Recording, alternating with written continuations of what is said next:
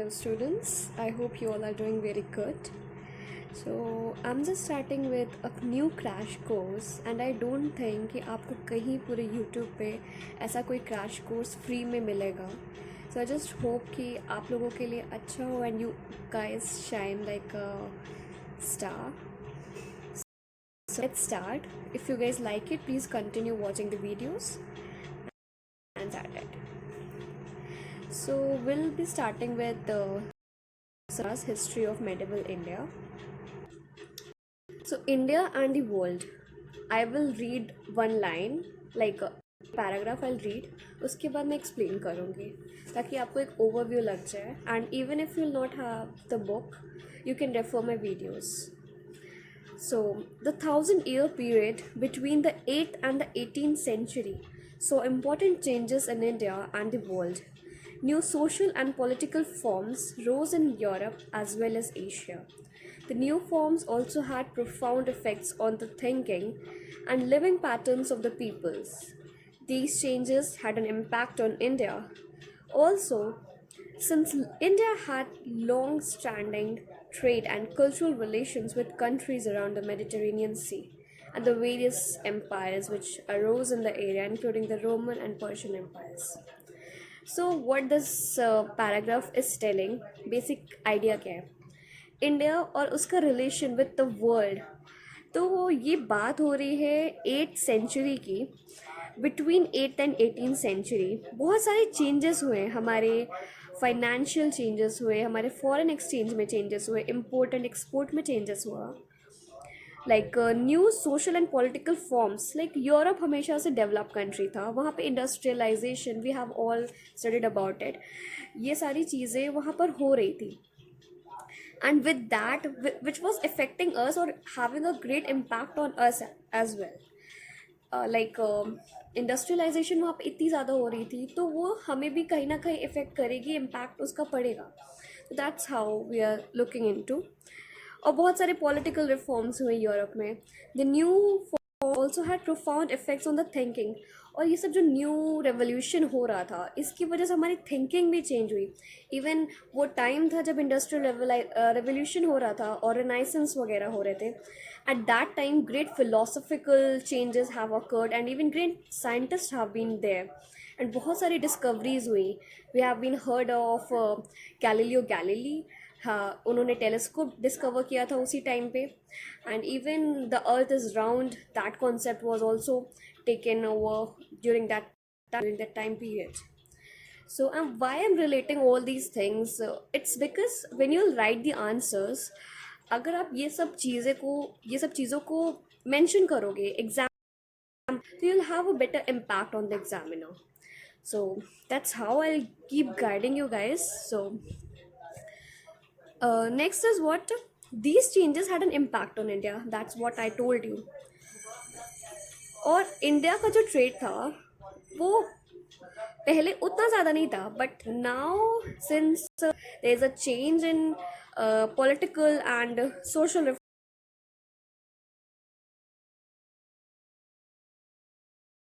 Long standing trade, यानी कि बहुत अच्छा ट्रेड, ऐसे कोई नॉर्मल ट्रेड नहीं. We have been doing a great trade. And cultural relations with other countries. हमारे रिलेशन जैसे हम अभी भी देखते हैं, इंटरनेशनल रिलेशंस हमारा एक सब्जेक्ट भी है. तो जैसे अभी हमारे रिलेशंस होते हैं ना पूरे वर्ल्ड से, वो रिलेशंस उसी टाइम से स्टैब्लिश होने लगे थे during 8th and 18th century. And around the Mediterranean sea, because we know कि यूरोप के आसपास ही अरेबिया, उसके नीचे क्या है, मेडिटेरेनियन सी है. So during all that region was very changing, and the various empires which arose in the area, including the Roman and Persian empires. और बहुत सारे empires भी थे उस टाइम पे जो रोज किए. मतलब बहुत सारे empires like Roman empire था, Persian empires था. उन सब चीज़ों की वजह से हमारा cultural relation as well as our trade was grown. तो व्हाट इज़ यूरोप? नहीं, व्हाट इज़ यूरोप नहीं है, और यूरोप में क्या हो रहा था हम लोग पहले वो देखेंगे. देन इंडिया के साथ क्या हो रहा था. इंडिया के साथ क्या हो रहा था नहीं, कि यूरोप का इम्पैक्ट इंडिया में क्या पड़ा था. Actually this So in Europe, the mighty Roman Empire had broken into two by the third quarter of the 6th century. जो mighty सा रोमन एम्पायर था वो दो इक्वल पार्ट्स में डिवाइड हो गया था 6th सेंचुरी में. The western part with its capital at Rome, जो वेस्टर्न पार्ट था उसकी कैपिटल थी Rome. That's why we call it Roman empire. And एक और जो पार्ट था that was then the western part with its capital at Rome had been overwhelmed by the Slav and Germanic tribesmen coming from the side of Russia and Germany. तो ये सब bye कर लिया था एक्चुअली. द वेस्टर्न साइड जो था और basically German लोग रहते थे और Slav people are also there. जो रशिया और जर्मनी के साइड, लाइक स्लैव क्यों कह रहे हैं, यू नो रशिया को हम स्लोविया काइंड ऑफ थिंग ऐसा कुछ कहते थे. I can't recall that, but as far as I can think, something S से start होता था. That was the initial name actually. So the people who were living in Russia, they were called as Slav. Got it? So जो वहाँ का Western Empire था, Roman Empire का Western part था, वहाँ Russian people और German people settle down हो गए थे. These tribes came in many ways and indulged in a great deal of ravaging and plundering in the territories of the old Roman Empire. ये जो tribes थे अलग अलग जगहों से आते थे, अलग अलग बार आते थे. लाइक एक बार में कुछ हुआ, वहाँ पे कुछ अर्थक्वेक या ड्रॉट या कुछ कंडीशंस थी जहाँ फेवरेबल नहीं थी पीपल के लिए रहने के लिए. तो they just escaped out from there and came to a place where they can find a reasonable environment to live on. So waves में आते थे. तो दीज ट्राइब्स जो रशिया और जर्मन से आते थे वो सब अलग अलग parts of different parts of में सेटल डाउन हो गए. Then the foundations of many of the modern European nations were led during this period. जितने भी आज के टाइम पे भी हम देख सकते हैं मॉडर्न यूरोप को, तो जितनी भी सिविलाइजेशंस हैं that were just a generation of those old times. You know, you are getting it. So वो सब उन्हीं टाइम के जो लोग होते थे, ट्राइब्स होते थे जो वहाँ पर आके सेटल डाउन हो गए थे. That is actually the generation which is living now. Okay, next is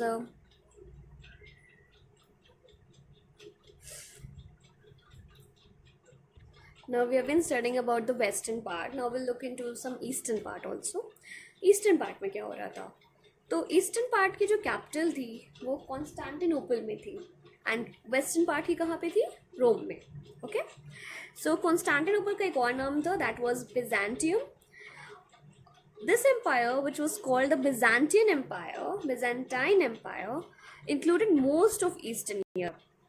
तो जितने भी ईस्टर्न यूरोप के लोग हैं तो वो सब लोग कहते हैं, तो वो बिजेंटाइन एम्पायर के जनरेशन्स हैं. as well as modern Turkey. आज के टाइम पे कौन? मॉडर्न टर्की हो गया, सीरिया हो गया and Egypt. Is that is actually the eastern part if we look into the map. Next is it continued many of the traditions of the Roman Empire such as a strong monarchy. एक strong monarchy established हुई. Today also we can see a monarchical system in British government in England. So these are all, you know, के time की चीज़ें थी. We can see those things today itself. It continued many of the traditions of the Roman Empire such as a strong monarchy and a highly centralized administration. एक strong monarchy थी और उनका जो administration था वो बहुत centralized था. What do you mean by centralized? Means ऐसी जगह capital was located at such a place, you know, जहाँ पर आप इजीली ट्रेड कर सको, कॉमर्स कर सको, बिजनेस कर सको and you can easily fight and यहाँ पे आप प्रोटेक्टेड हो. तो वो सब ऐसे प्लेसेस को सेंटर बनाते थे अपना. And a highly centralised administration, और उनका जो एडमिनिस्ट्रेशन होता था वो बहुत सेंट्रलाइज्ड हुआ करता था. मतलब और बहुत स्ट्रक्चर्ड होता था. ऐसे ही नहीं कोई भी एडमिनिस्टर कर रहा है. They have to administer a very big area, so they need to do it. with very planned manner, in a very planned manner. However, in belief and ritual, it had many differences with the Catholic Church in the West, which had its headquarter at Rome. अगर ritual और belief में देखा जाए तो बहुत सारे differences थे western Roman empire as well as in the eastern Roman empire के बीच में बहुत डिफरेंसेस थे. उनके बिलीफ में चेंजेस थे, उनके रिचुअल्स में चेंजेस थे, उनके ट्रेडिशंस में चेंजेस थे. लाइक क्या था, कैथोलिक चर्च जो वेस्टर्न जिसको फॉलो कर रहे थे वो उनका हेडक्वार्टर कहाँ पर था, रोम में था, कैथोलिक चर्च का. The church in the east was called the Greek Orthodox Church. ये लोग चर्च को क्या कहते थे, Greek Orthodox Church. It was due to its efforts and those of Byzantine rulers that Russia was converted to Christianity. Because इसका नाम ऐसा क्यों रखा गया, या फिर क्यों चर्च को ही कैपिटल बनाया गया? Because रशिया के बहुत सारे लोग क्रिश्चियनिटी में कन्वर्ट हुए थे. वो कैसे, मतलब पहले के टाइम पे ना बहुत ज़्यादा जो किंग वगैरह होते थे वो बहुत स्पिरिचुअल हुआ करते थे. मतलब प्रीस्ट का वहाँ पर प्रीस्ट का रूल चलता था. प्रीस्ट कौन होते हैं, लाइक पुजारी वगैरह, जैसे हम मंदिरों में पंडित्स एंड ऑल, तो वैसे ही चर्चेस में होते हैं प्रीस्ट. और इवन जो किंग होता था, प्रीस्ट अगर एक कुछ कह दे कि you don't have to do this particular thing, आपको यहाँ रूल नहीं करना है, तो nobody was going against that priest, because priest को हम एक मैसेंजर ऑफ गॉड समझते हैं, राइट? तो if we are considering them as messenger of God, तो हम उनसे डिसरिस्पेक्ट से बिहेव नहीं कर सकते. एंड वो whatever they will say we have to obey that. Okay, तो जो ये ग्रीक ऑर्थोडॉक्स चर्च था, तो इन्होंने ही क्रिश्चियनिटी में कन्वर्ट किया था बहुत सारे रशियन ट्राइब्स को, राइट?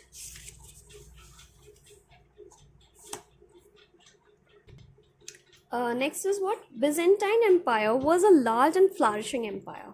जो ईस्टर्न में था वो बहुत बड़ा एम्पायर था, as well as it was very flourishing. Flourish करना मतलब कि ग्रो कर रहा है, डेवलप हो रहा है, ठीक है? जैसे हम कहते हैं डेवलपिंग कंट्रीज या डेवलप्ड कंट्रीज, तो वैसे ही फ्लरिश्ड हो रहा है, यानी अपने आप को इम्प्रूव कर रहा है with in the time, along with the time. which continued to trade with Asia after the collapse of the Roman Empire. और इवन रोमन एम्पायर का क्लैश हो गया, फिर भी इन्होंने ट्रेड अपना कंटिन्यू किया, because it was a flourishing country, it was a flourishing empire. It created traditions of government and culture, many of which later absorbed by the Arabs when they overran Syria. बहुत सारे traditions थे government के और बहुत सारे cultures के, which was later absorbed by the Arabs when they overran Syria and Egypt. और फिर एक टाइम आया जब अरब्स कॉन्कर करने लगे, बहुत सारे अपने आप को एक्सपैंड करने लगे, एक्सपेंशन उनका होने लगा, एंड दैट्स हाउ वो वहाँ से आज today we can see the Islam everywhere. So it originated from Arabia और अरेबियन पेनिनसुला. तो ऐसे कैसे वो एक्सपैंड हुआ, बिकॉज दे वर एक्सपैंडिंग. उन्होंने कॉन्कर किया सीरिया को, इजिप्ट को, तो बहुत सारे कल्चर्स अब्जॉर्ब कर लिए, मतलब अपने कल्चर को वैसा ही बना लिया. It also acted as a bridge between the Greco Roman civilisation. Greece और रोमन सिविलाइजेशन के बीच में एक ब्रिज की तरह काम करता था in the Arab world, and later helped in the revival of Greek learning in the west. West में जो ग्रीक लर्निंग है उनको भी उन्होंने रिवाइवल किया. रिवाइवल मतलब रीबर्थ. ग्रीक लर्निंग फिर से रीबर्थ हुआ उसका, फिर से लोग पढ़ने लगे, लोग जानने लगे, which was somehow dead. Like dead का मतलब डेड नहीं है, इट मीन्स वो एंड हो गया था, एक्सटेंट हो गया था. It disappeared finally in the middle of the 15th century when Constantinople fell to the Turks. फिर 15th सेंचुरी में क्या हुआ, जो ये कॉन्स्टेंटिनोपल का एम्पायर था, टर्क्स ने, जो टर्की में मॉडर्न डे टर्की के लोग हैं उन्हें टर्क्स कहते हैं, वहाँ के लोगों ने जब कॉन्स्टेंटिनोपल पे अटैक किया तो everything just finished, right? For centuries after the collapse of the Roman Empire in the West, the cities virtually disappeared in Western Europe. Cities थी ही नहीं, बट क्योंकि कोई एम्पायर ही नहीं था ना, कोई एम्पायर नहीं था तो कोई रूल करने वाला नहीं था, और बहुत ज़्यादा लड़ाई वगैरह होगी तो people will get fed up of that and they will leave the city. तो सिटीज़ डिसअपियर होने लगी, कोई रहने वाला नहीं था actually. One cause of this was the absence of gold within the Roman had obtained, which the Romans had obtained from Africa and used for trade with the Orient. इसका cause क्या है? क्योंकि गोल्ड ख़त्म हो गया था. जो Romans Africa से लाए थे वो भी ख़त्म था, तो gold was considered like a medium of exchange eight that time. So necessary like होता ना, ख़त्म हो जाता. लाइक टुडे अगर हम मॉडर्न डे देखें तो श्रीलंका में बहुत ज़्यादा क्राइसिस चल रहा है, इकोनॉमिक क्राइसिस हो रहा है, फाइनेंशियल क्राइसिस हो रहा है. It's all because of the countries wealth.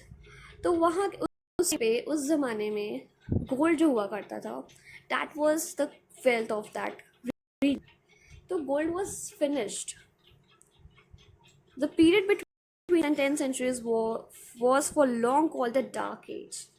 So this line is extremely important, guys. I just wish if you guys can highlight it. Dark Age कहा जाता था इस टाइम को. क्यों? जो थी वो पूरी डिसअपियर हो गई. और क्यों हो गई? बिकॉज गोल्ड जो था that have been brought up by the Romans from the Africa वो ख़त्म हो चुका था. However, this was also a period of agricultural expansion. But agriculture के sector में तो हमेशा ही growth हुई है. Even as India, we can see मतलब बहुत बड़ा portion जो है हमारा वो agriculture ही है. हमारी economy का बहुत बड़ा portion is agriculture. However, this was also called a period of agricultural expansion, which prepared the way for the revival of city life from the. तो उसके बाद फिर से अब एग्रीकल्चर हो रहा है, लोग प्रॉस्पर कर रहे हैं, फ्लॉरिश कर रहे हैं, तो फिर से लोग आने लगेंगे, वहाँ रहने लगेंगे. तो again city life will revive. And growth of foreign trade, और फॉरेन ट्रेड भी बढ़ेगा. Between the 12th and the 14th century, Western Europe was again able to attain a high level of prosperity. जब 12th और 14th century में पहुंच गए तो western Europe फिर से जो एक टाइम पे डिसअपियर थी एकदम सिटीज़, वो क्या होने लगी? दोबारा से प्रॉस्पर होने लगी, दोबारा से फ्लरिश होने लगी. A notable feature of the period was the growth of science and technology. मैंने बताया लाइक उस टाइम पे बहुत सारे इन्वेंशंस होते थे, डिस्कवरीज होते थे. तो growth of science and technology हुआ, ग्रोथ ऑफ टाउन्स हुआ, एस्टैब्लिशमेंट ऑफ यूनिवर्सिटीज़ हुई in number of cities such as Padua and Milan in Italy. That's a very famous place. And I think अगर कुछ ICSE से पढ़ा हो या फिर मेरी वीडियो देख रहा हो तो I am pretty sure that you might be knowing about Milan if you have read about the merchant of Venice, right?